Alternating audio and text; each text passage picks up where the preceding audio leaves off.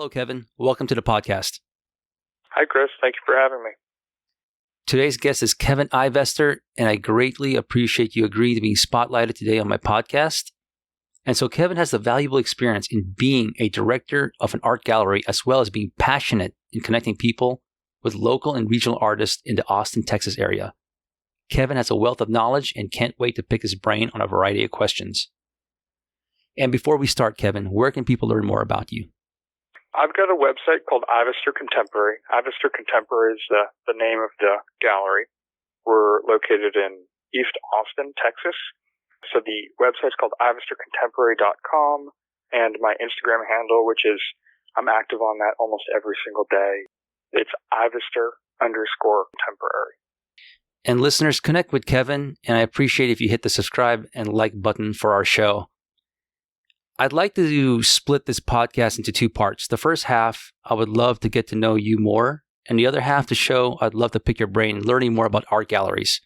But my first question, Kevin, is please tell us about your background and how does one decide to get into the art gallery business?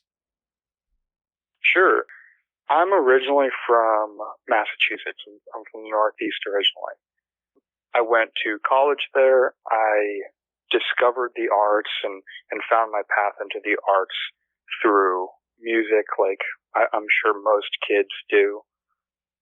Started writing poetry, started journaling, started painting, quickly fell in love with everything the arts have to offer. It helped me through a lot.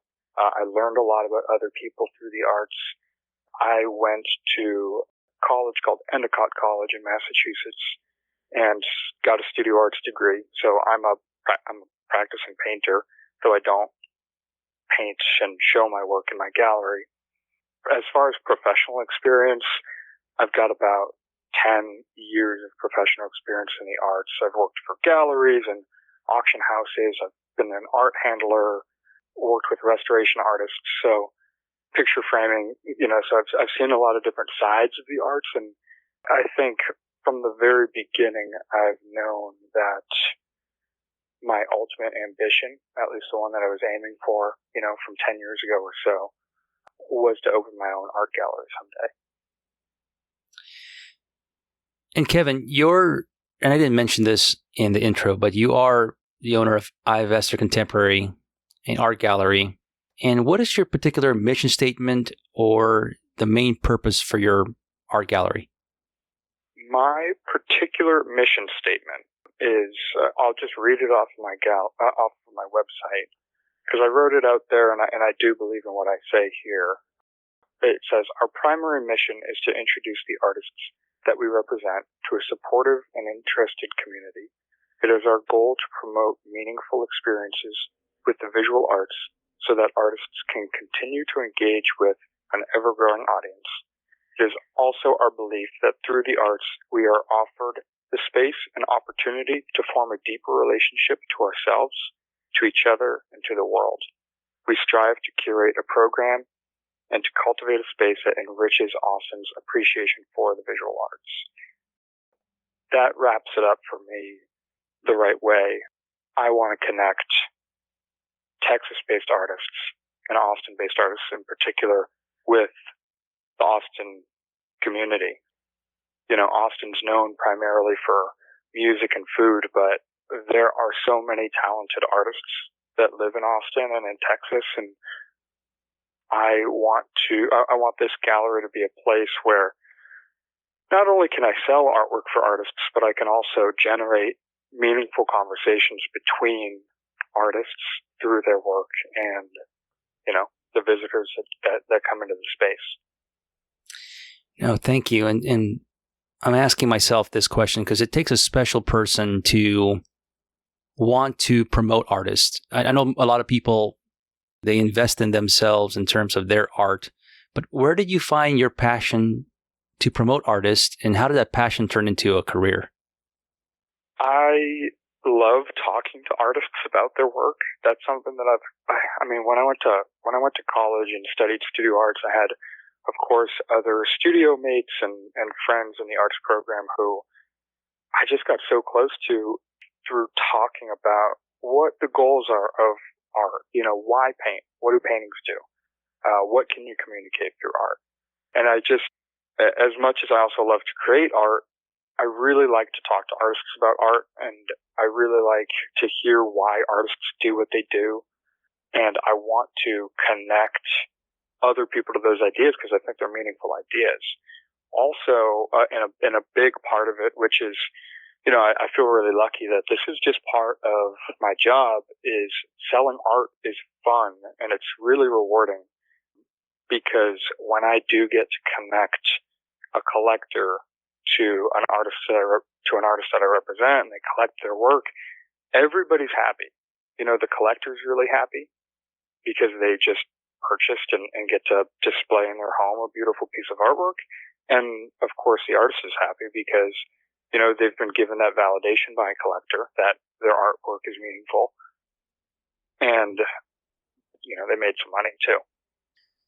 And Kevin, how did you not pursue, I know you invested your time in building your art gallery and promoting artists, but how did you sort of emphasize on that as opposed to putting it all the energy to you and trying to get yourself to grow your particular art and brand and have you be represented by another art gallery?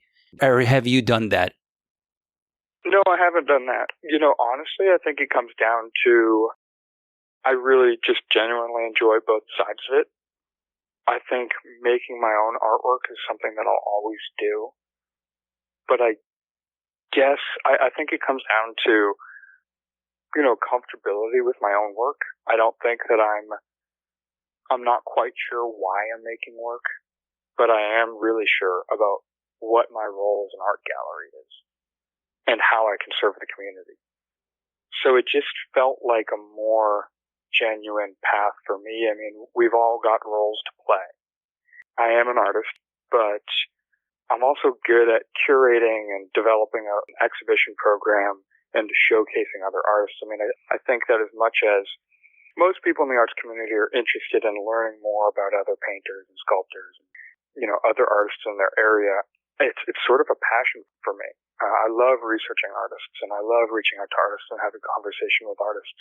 So I guess I just recognized I'm good at this. I really enjoy this, just as much as I like making my own work. It's exciting. I think I'm excited about building a business. I'm business minded and I enjoy that. So it's, I'm doing it because I want to and it's fun. At the moment, I don't have much other reason other than this is just something that I'm passionate about and something I want to do. How did you find your way to Texas? I know there's a lot of great art communities throughout the United States. Why Austin, Texas? Yeah, growing up in New England, I'd spent 24 years there or something. And it was, I sort of saw the path forward for me if I stayed in that area. Not that the path forward would have been better or worse than the path I have now, but I just wanted to experience something unexpected.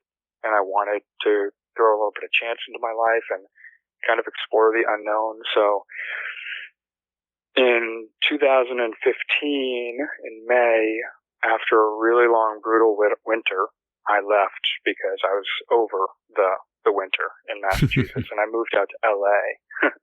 I moved out to LA to spend a summer on the couch of my friend's apartment, and I got an art handling job out there, and I got to, move some incredible artwork, world-class canvases, and into the Getty and LACMA, and, amazing residencies. That taught me a lot, but I think I recognized that LA wasn't the scene for me. And I think it's the same reason why I left Boston, because LA and Boston and other large art markets, they have a really stout and established direction that the arts are going in those cities. The conversation has already started. And I don't think I would have been satisfied just jumping into an ongoing conversation that I wouldn't have felt like I had much control over. I visited Austin to see a friend with my now wife on a road trip. We were kind of, I'd spent 6 months in LA, flew back home to Boston to pick up my now wife. We were on a 2-month-long road trip, checking out different cities. I think trying to kind of scout where we were going to wind up for what we thought was just a few years. And we visited Austin, and the whole energy of the city was exciting to both of us. I mean, it's a really outdoor city. There's fantastic artists here. And I think the thing that made me stay was that the arts conversation wasn't too far along. And I recognized, man, there's so many good artists here. What hole do I need to fill to make sure that these artists will get out in the same way that, similar artists get out in Houston and Dallas really successfully? What's missing in Austin? And I just decided I could help that conversation along and make a really positive impact here instead of a really small impact in another bigger city.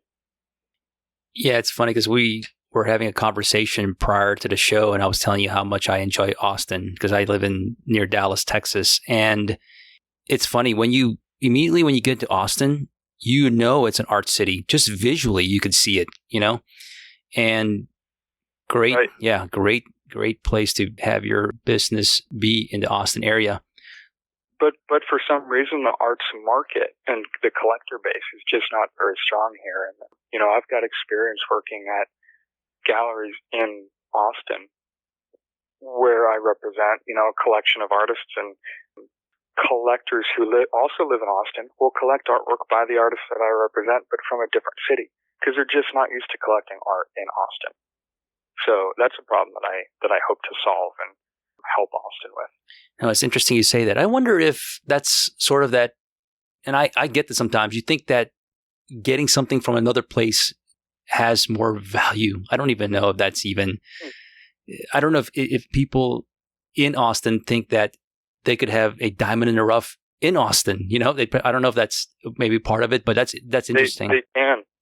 It's attainable. And I think that the whole experience of collecting art is sort of like the whole experience of fine dining, where the food is important, of course, but it's the whole experience of your approach to the restaurant and the treatment that you get while you're in the restaurant and the ambiance. And those are some things that Dallas and Houston are just better at delivering right now than Austin.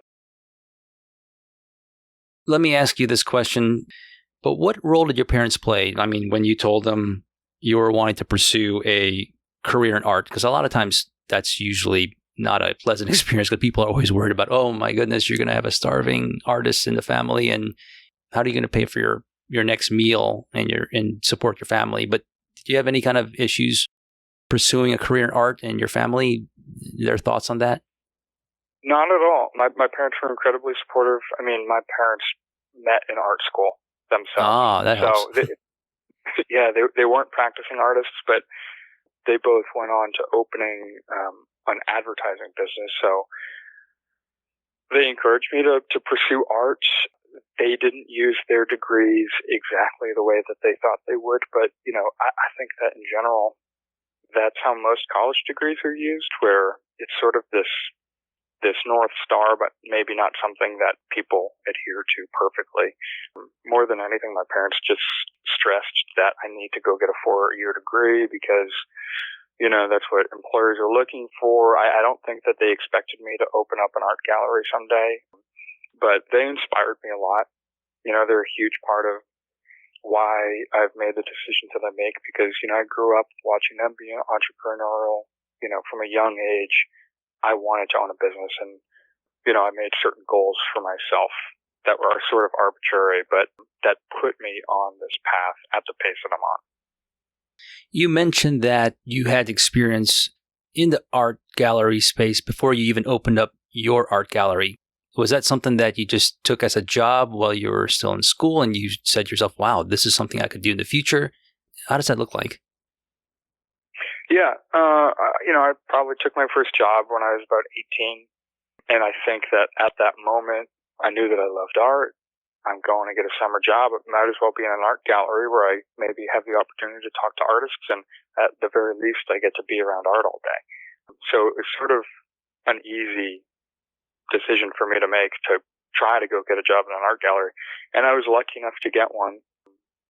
It was there that I was involved in my first art gallery sale, to a collector and quickly saw how nice it was to give the artist a call and say, hey, we sold your artwork, and the excitement on both ends for the collector and the artist. But the other art gallery experiences that I've had, most notably probably here in Austin, I was given a job by Bill Davis after badgering him for 2 months, saying, I want a job. And, he didn't have any spaces open at the time, but he eventually agreed to get me a job, a part-time position at Davis Gallery in downtown Austin. And it was really good timing. I just got lucky because Bill sold the business in 2016. And from 2016 up until May of 2020, I was given the opportunity to direct Davis Gallery because there was nobody coming in to fill that space. And, the new owner wasn't interested in operating the business, which is a fantastic opportunity for me. So that was, my years at Davis Gallery were the most important in giving me the experience in dealing directly with artists and dealing directly with clients, and also running a frame shop and managing a frame shop. That's another thing. I've got a business called Eastside Picture Framing now that actually just opened this Monday. So it's been open for 4 days. But that's another arm of the business and the services that I can provide now. But it's all, I credit Davis Gallery and my experiences there with why I've been able to open this space more confidently. Yeah, congratulations in opening your frame shop, which is an extension to your business. And it's interesting, right? Because, and I'm not sure of this 100%, but I'm guessing there isn't like a college course on how to run a art gallery. So that valuable experience you had running, I think you said the Davis Art Gallery, that was so valuable. And I'd love to transition to art galleries in general, because I think there are a lot of artists that would love to know about art galleries, but they don't know where to get the answers. So here's a question. If an artist wants to be represented by an art gallery, what should they do to be able to get noticed? I would say make a lot of artwork, visit the art gallery, have casual conversations with the director, show a genuine interest in the gallery's program, take quality photographs of your own work, be organized, have all the information that an art gallery would need in order to promote your work readily available at all times, dimensions and an idea of the retail value and the medium and, again, really good photographs. I'd keep those photographs flowing onto your website and Instagram or wherever you prefer to show your work. But, I would be surprised if an art gallery decided to work with an artist based off of like a conversation. They need to see your work. And that segues right into, I would also warn artists not to just bring their work into an art gallery. An art gallery is a working space. So to approach an art gallery correctly, I would always suggest sending an email, introducing yourself, or introducing yourself in person and setting up an email conversation in the future so that you can show your work first virtually. I mean, it's honestly, it just comes down to, I think it's more comfortable for art galleries to receive artwork that way and to learn about an artist that way. There is a little bit of space for the art gallery to politely decline. I mean, it leads to less awkward conversations and more space for the art gallery to, look over your work and not feel the pressure of somebody's eyes on them while they're looking at artwork. Thank you. That was a really valuable insight. My question to you as a follow-up to that is, let me see how to phrase this. I guess a gallery like yours, are you always in the position where people are coming to the art gallery, or are you still seeking talent? Meaning, are you seeking talent, or people are just now approaching you through email and you're now just sifting through a bunch of talent? How does that look like for you? Yeah, this gallery opened on September 19th this year. It's a brand new gallery, and I pursued this gallery in the middle of a pandemic. So the process of this gallery opening, I think, is a little bit of an outlier because I did not have a space when I reached out to most of the artists that I work with. I had no gallery that they were familiar with. I had no space that I could tour them through. I approached all these artists via email and phone, and which was unusual for me because I like to talk to people in person. I like to visit artist studios. But I reached out to them, and luckily they agreed. Now that the space is open, we are getting submissions. Most galleries get submissions. And I think I'm the type of person where I really enjoy researching artists and, who is in Texas. Most artists that reach out to me about their work, I'm honestly already familiar with, unbeknownst to them. So there aren't a lot of surprises. I have a clear vision of the type of artwork that I'm interested in representing. And I am, just because my business is so new at the moment, I'm usually reaching out to them. Yeah, I was going to ask that question. Do most art galleries, and I'm not just talking about you, I'm just as a whole, as an industry, do most art galleries just choose to represent artists that they know whose work will sell easily? Or is there another criteria? Well, there's different types of art galleries. This is a commercial art gallery. It's a local commercial art gallery. So we fill a very specific role where I need to make sales in order to stay open. That being said, I designated a space in my gallery that I call the project space that, right now I have an artist in there named Michael Anthony Garcia, whose work is fantastic. He's a local Austin-based artist. He's primarily a conceptual artist. And at the moment, there's very little work in that space that's for sale. Then again, I have my main exhibition space in the gallery where it's very commercially driven. But the work that I'm interested in representing, the artists that I'm interested in representing, I've made a decision to drift away from art as design, and I really want my artists to be able to stand behind. It needs to be beautiful first and foremost, but I want my artists to be able to stand behind why they're making artwork. They need to have a meaningful concept. So I don't base my decisions off of the artists that I work with purely on if they can sell, because I have that project space. It gives me that flexibility. That being said, I work with enough artists who will keep my lights on, and hopefully being able to just simply run my business becomes easier over time. But at the moment, I'm just focused on making enough sales to stay open and keep my artists happy. Yeah. No, thank you. I didn't know that approach by most art galleries, but if you're doing that and that's unique, that's probably much appreciated. You're telling me there's a section, a small part of your gallery that's devoted to promoting artists, and the other section is look at art on the walls and you can purchase those art. Am I understanding that right? So I've three main sections of my gallery. There's a main exhibition space, which is commercially driven, rotating exhibitions that last for about 5 weeks. Then I've got the project space. So the main exhibition space is about 50% of my gallery. The project space is about 15% of my gallery. So it's an 11 by 19 foot room. It's a more intimate space, but I want artists to go into that space with a certain level of freedom where, sometimes there is artwork for sale in that space, but I really want the artwork in that space to feel a little more challenging to the people that come in, maybe looking for just design-oriented work.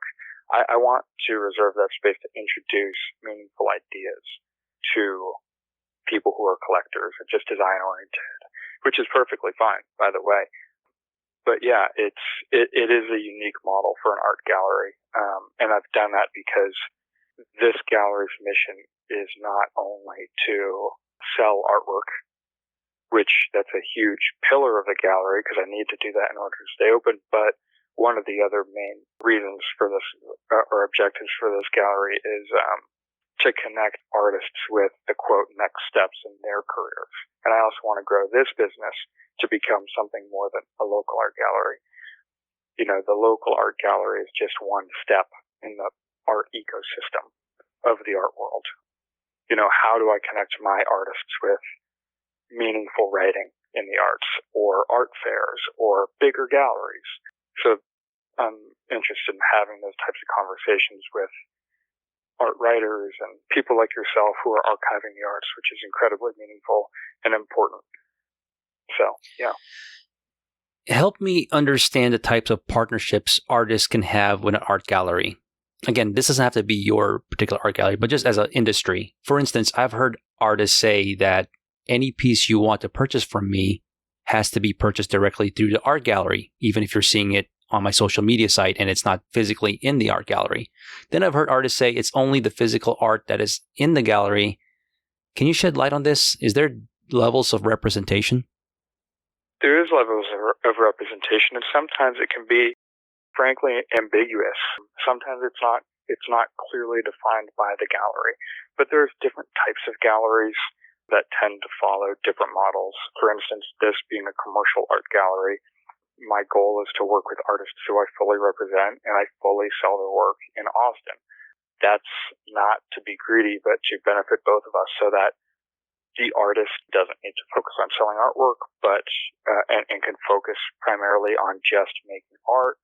And also the gallery can have the bandwidth and headspace in order to work harder to get those artists to the next level.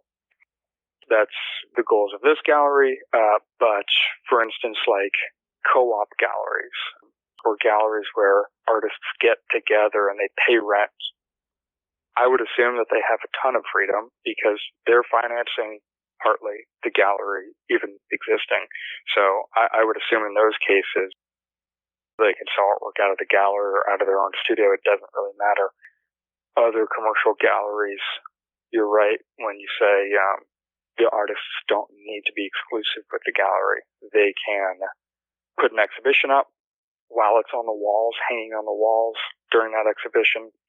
It's for sale through the gallery, but as soon as it comes down off the walls, the artist takes back possession. I have inventory here, so in addition to the project space exhibition that I have up right now and the main exhibition that I have up right now, I have general art gallery hanging, which is just an overview of the artists that I represent, and I also have art inventory. So I have storage racks that have more canvases and more examples of artists' work. So I aim to sell all my artists' work in Austin at least. And that's another point. Sometimes the exclusivity with a gallery is limited to a geographical location, like Austin, or like Texas for some really big galleries, or like the United States for some blue chip, museum level galleries. So there are different levels. Yeah. And what is the industry standard in art galleries in the percentage of the art sale? Meaning an art piece was bought through the efforts of an art gallery. Is the split 50-50, 60-40, 70-30? What is normal? Or is there not such a word as normal in the percentage of the sale? I don't think that there is a normal, as kind of frustrating as that answer is.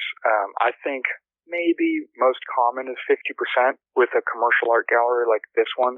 But if you're working with an artist-run space, it might be more like 70% to the artist and 30% to the space, because maybe they're working with grants.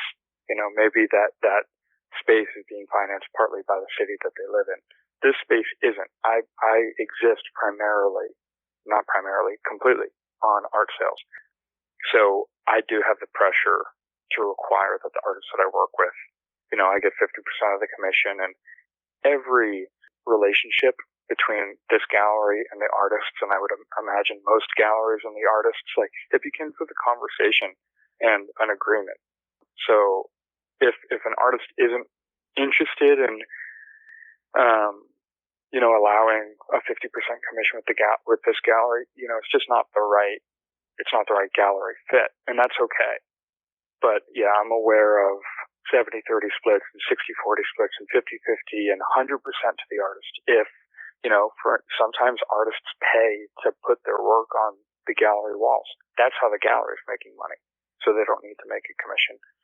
But those are all scenarios in which I would encourage your listeners and the artists to decide on their own and prepare for when going into a conversation with a gallery.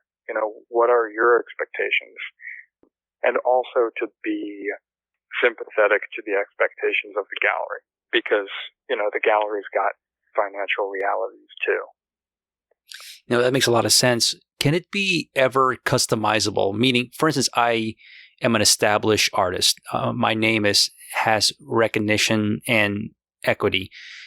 Can we, like, for instance, if I was an artist and I walked into an art gallery, can I talk to an art gallery director and say, hey, look, can we make this particular piece? If it's sold, I get 100% of that painting, but the other pieces that I bring in here in the same show, it can be a 50-50 split. Can it be that customizable or not? Or is the rules just made, is it pretty flexible is the question I'm asking? Yeah, I think that it is. I would never hang artwork in this gallery that's, just 100% of the proceeds go back to the artist because, I'm paying rent on that wall. I'm putting myself at financial risk to show artwork that, I don't have any reward at the end of it. And at the end of the day, as much as it is, I have financial responsibilities and I need to make money too. But everything in the arts is negotiable, which is part of the reason why the art market and the art world can be so ambiguous and confusing. But to get into more philosophical questions like what is the value of art and who does it value, and those are, I would say that most gallery directors are interested in having those conversations. I think that they're interesting topics to talk about. So I think that you should feel comfortable talking to your gallery about how certain splits should work, and you should also listen to them when they say, no, we're a 50-50 gallery, and if you don't want to accept that, then we're not the right space for you.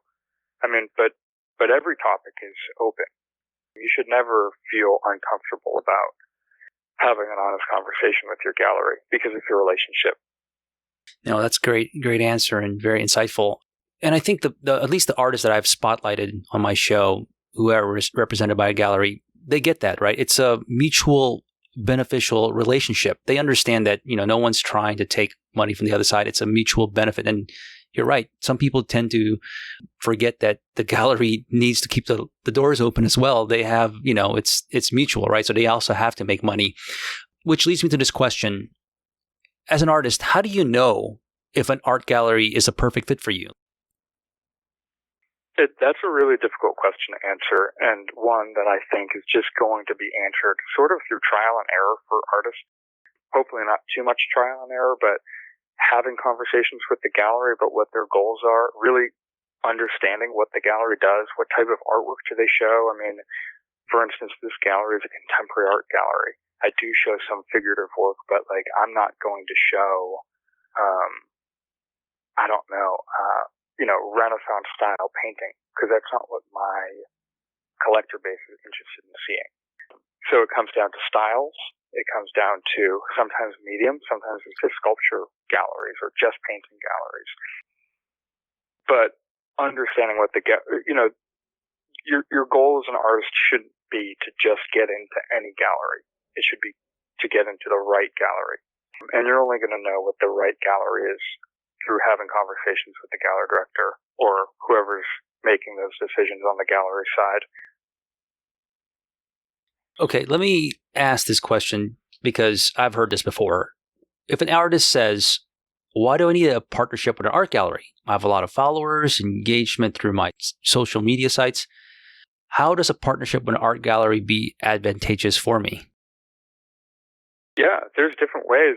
Sometimes an art gallery you can expect to see more sales overall. I work with some artists at the moment though that they have a much wider net of influence than the gallery does. This gallery is brand new, and sometimes these artists have been at it for 30 years. So one thing that I focus on is getting writing about the artists. What are your goals as an artist? Do you want to move on to the next step? Do you want your work to be perceived as important at a community level? Important to the arts? Are you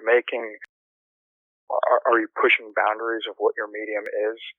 That's a situation where as much as sales, are incredibly important and I guess they should always be your first focus. But the first solo exhibition that we had at this gallery was for an artist who, he does great financially on his own. His work is beautiful. He's got, a wide following, and he brought a ton of his collectors to this gallery. What we did for him is get really good writing from Glass Tire, which is, Texas's premier arts magazine, to write about his show. He'd never had a gallery show before. He had never had the opportunity to get his work highlighted by a magazine like Glass Tire, because Glass Tire is not going to discover you without a gallery to represent you. Galleries act as validation, a form of validation. I mean, there's a collector validation, which shows you people like my work and I can make money off of this. Gallery validation, hopefully, hints at the possibility of being able to move on to those next steps and creating a larger name for yourself as an artist. Wow, that's really interesting.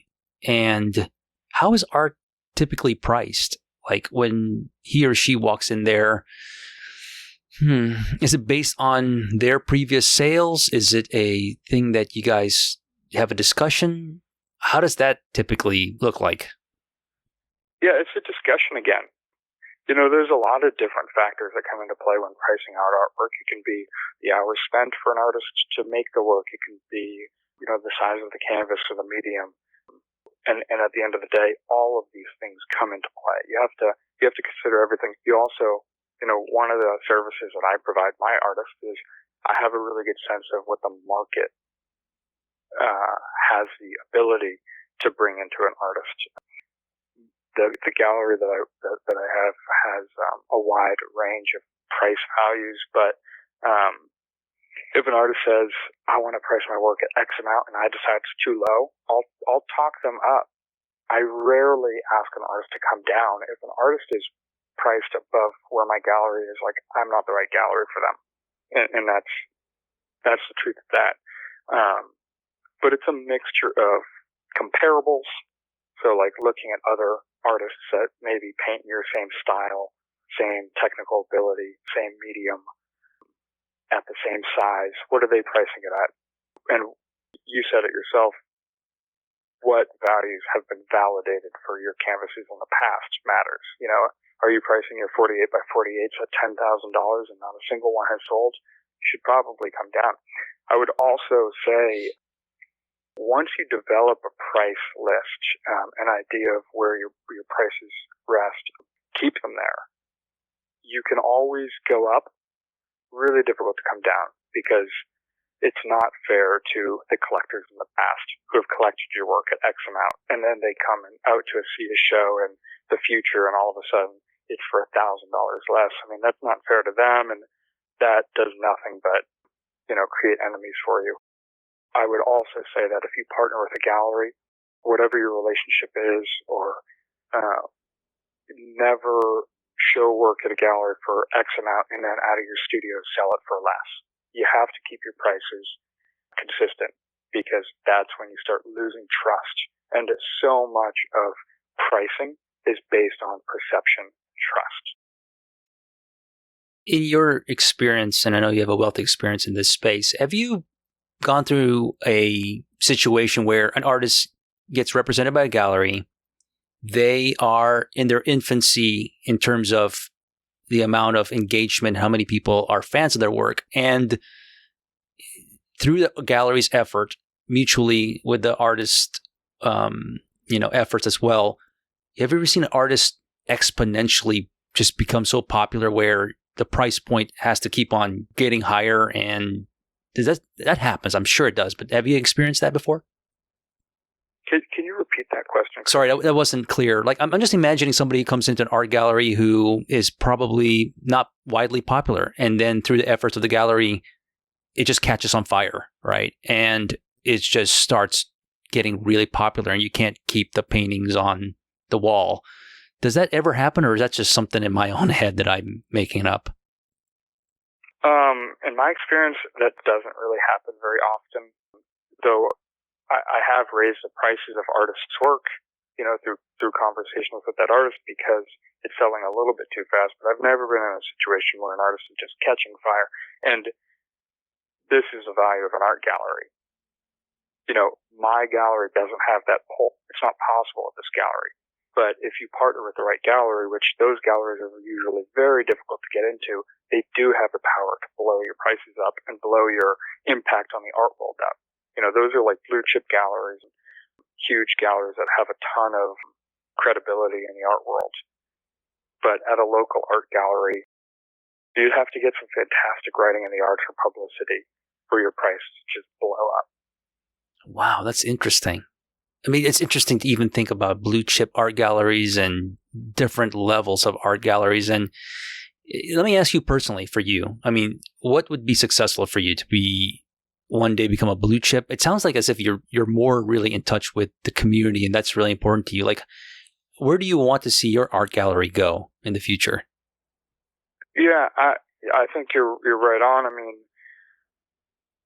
I'm more interested in supporting Austin as a community, the Austin art scene as a community, and growing the reputation of Austin-based and Texas-based artists in Austin, and growing the market here in town.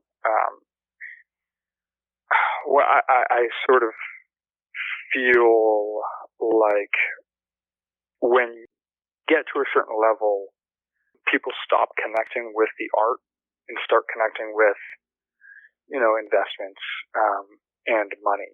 And I'm really interested in sharing ideas and communicating the artist's concepts and, why are they making work. I just feel like art does have a function, and that function is communication. So that's what I'm most interested in at the moment, instead of becoming some giant blue chip art gallery that's just like a big business. I'm really curious about the collectors, right? And through your years of experience in this space, like, what are those conversations like with collectors? Are they like calling you up and saying, "Hey, Kevin, what's the new hot artist on the rise? Is there more art coming from that artist that I like to collect?" Like, what are those conversations like on the collector side? Well, in Austin, the idea of a collector is a little bit mythical. There are those people who come in over and over again, and they have the space and money in order to support, a real interest in collecting arts creatively, because collecting is a creative, important process, just like making artwork. But a lot of the conversations that I have with people who collect artwork from me are about the artwork, the value in the artwork. What is the message of the artwork? When I've got a hot new artist who I'm excited about, I don't get asked about what's coming up. I spend a lot of time promoting that this is going to be happening. People don't usually come to me and say, "What's on the horizon?" I usually say, "This is what's on the horizon" to them, without their, they haven't asked. I'm just promoting and trying to get people excited and trying to get people to believe in why an artist should be collected. And I guess to piggyback on my own question, I mean, do collectors come up to you and are they asking because art speaks to them and they got to have it and they got to have it in the wall because it inspires them and makes them feel good when they see it? Are they usually buying because they're projecting that it'll be an investment that it will grow in value through the years? Like, it's probably all the above, right? It's a little bit of all the above. I mean, I've tried to get my gallery to a place, and I hope to continue to build a collector base that's genuinely interested in the art and as communication, and has functions and health and wellness, and all of these different things. Sometimes people just say, I need a 48 by 60 that's a blue canvas and abstract and looking at these colors. That's okay. I mean, that has a meaningful purpose too. Sometimes people just need that. That's okay. So it's all of the above. There's a lot of different reasons why people collect.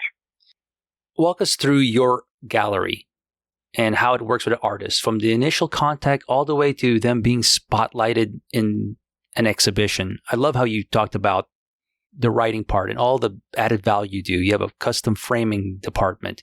Just talk to us like from initial start contact to the time they're actually being promoted in the actual exhibition dates. Can you just walk us through that experience? Yeah, first I'd like to say that the frame shop is a completely different business and a completely different building that just happens to be across the street. You know, it's important to me that the gallery and the frame shop are different so that there's no confusion on the collector's side about, like, what is this business? You know, I want people to walk into the art gallery and recognize it as an art gallery. The process of reaching out to artists for me, I mean, it's really pretty relaxed, and you know, I guess I understand or I believe that the partnership between an art gallery and an artist is a relationship, and above all, I try to make it clear to them that I'm reaching out to, you know, an artist for a purpose. I love their work. I think that they're saying something meaningful, and I want to provide them a service. So for this gallery so far, a lot of the artists that I work with, I've reached out to them. I discovered their work through, you know, different channels, sometimes Instagram, sometimes word of mouth, sometimes I saw their work on exhibition at some other gallery or in a different city. Usually I don't want to poach artists from other galleries, you know, that are inside my city. Don't want to step on any toes, but it's a conversation. I reach out to them. I introduce myself, and sometimes artists do reach out to me. Well, artists submit their work to the gallery all the time, but honestly, you know, I don't usually take those artists because, like I said earlier, I'm pretty aware of what's going on in the city, and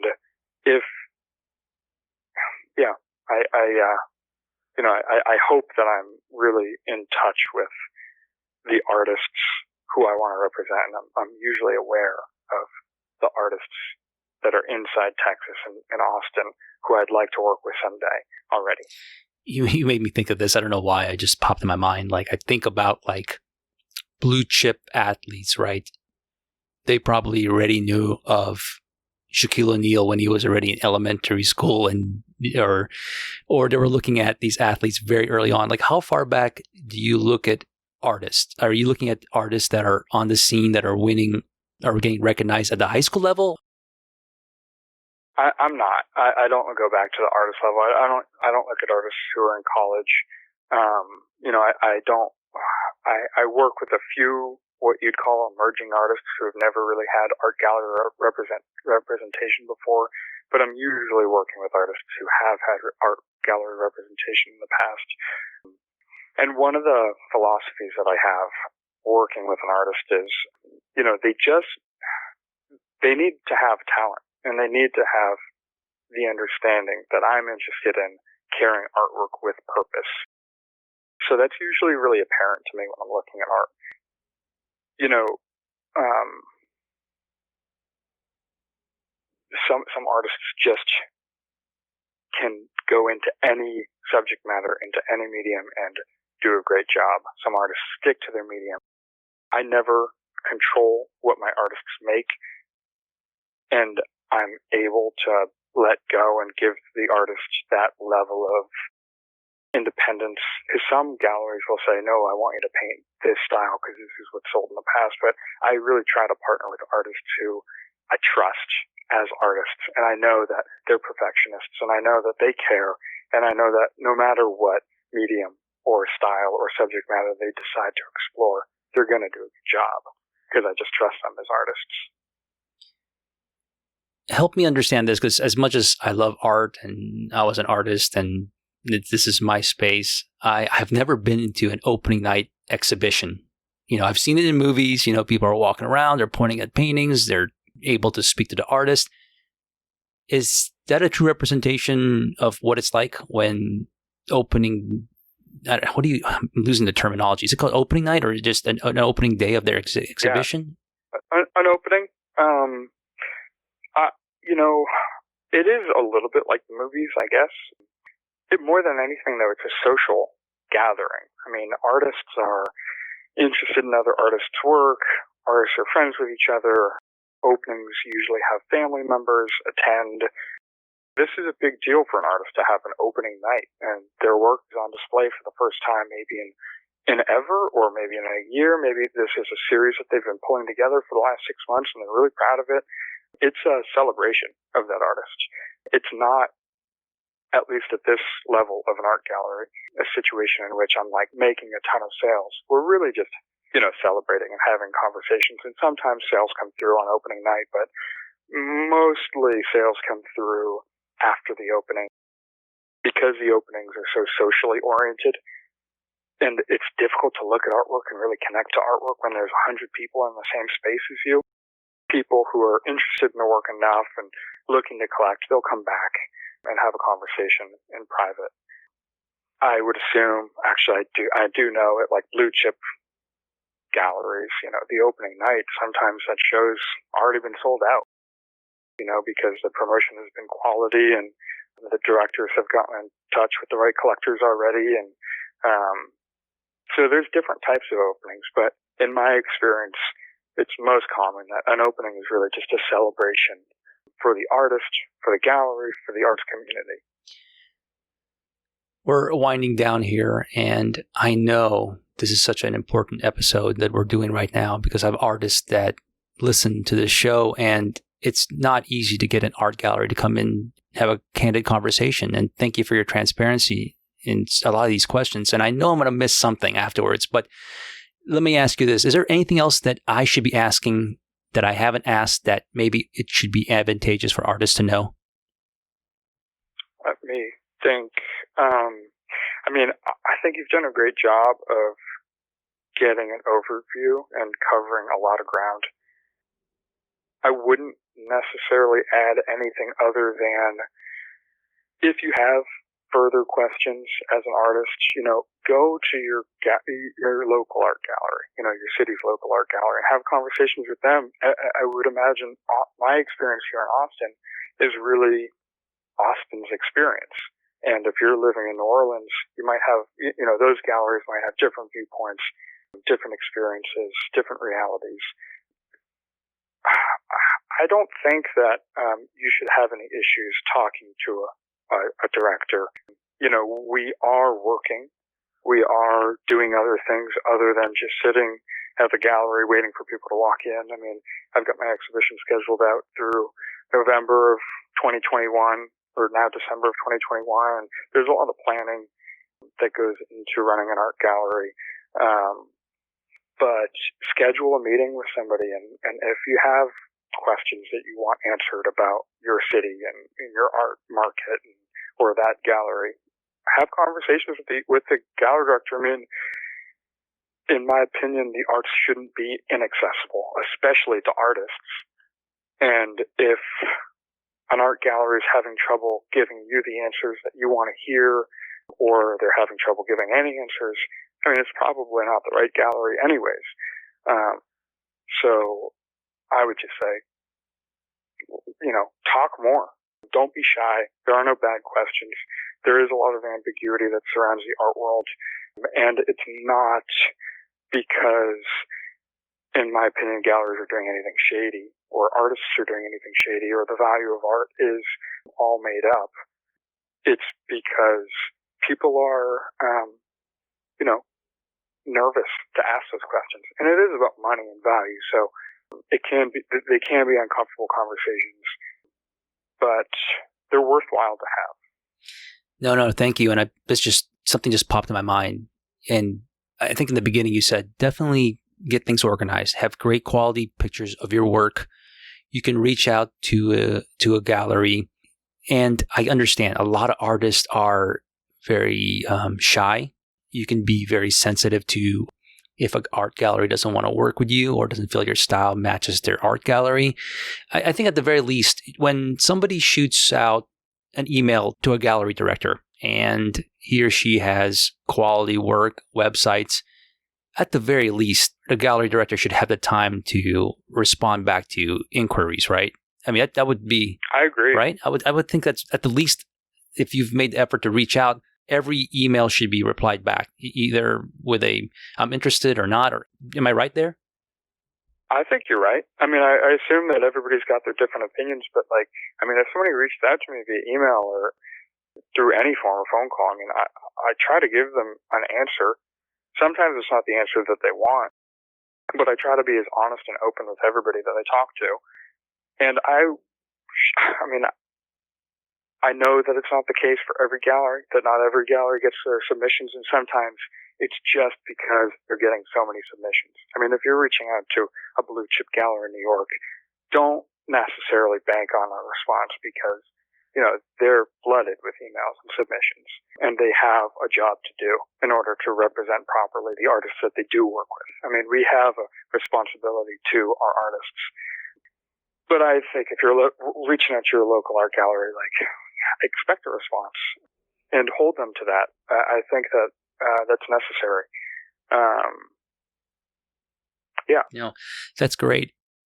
I'm going to ask you now, since we're here in the end, these are rapid fire questions, and they're just to get to know you better. I'm not really going to follow up on any of them, but these should be fun. So first question is, what experience in your past shaped you to be who you are today? I can't help but, you know, I used to play soccer. I played soccer in college for the first 2 years. I was really passionate about soccer at one point. I think one situation that I always look back on, it's something that helped me get the job at Davis Gallery, that enabled me to get the experience I have today. You know, I tried out for the JV team as a freshman when I was 14. I didn't make the team, and I knew that it was based off of numbers because I just couldn't take X amount, but I really believed that I was good enough to be there. So I showed up to JV practice after freshman practice and, you know, eventually made the team.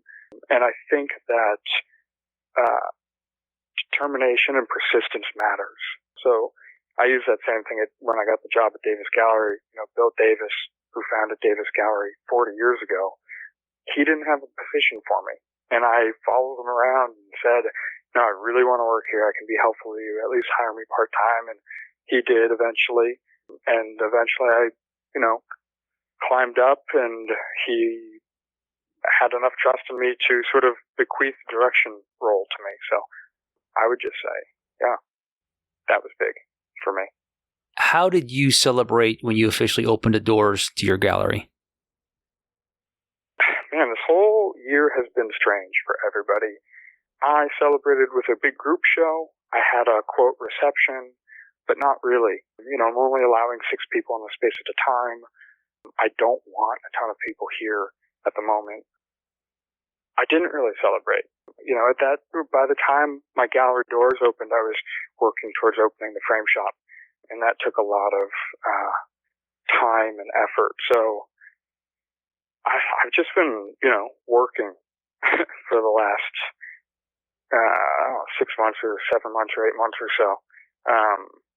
There will be a time for celebration, but I think that right now is a time for me to just work, which I enjoy. You represent a lot of talented artists. Not sure if you collect art, but if you could purchase a particular art piece, what would you buy? You know, I do collect art. I hope to be able to collect much more art. I think that collecting artwork is just as creative as making artwork, honestly. You know, it's a reflection of your own values and, you know, what excites you, and it's a great conversation starter, and, you know, you're connecting to your community. There's so many good things about collecting art. I love collecting art. I've collected one piece from my own gallery so far.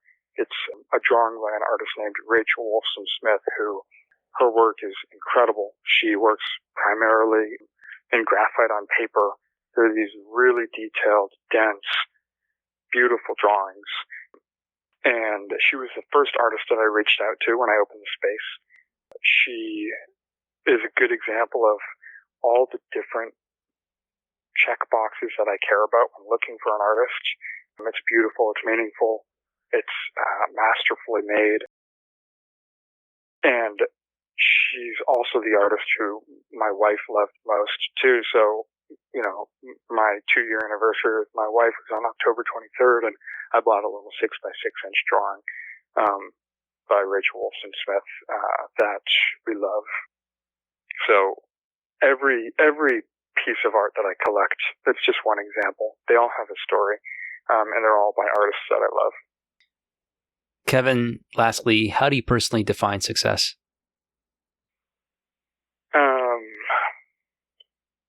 I would say through. I think.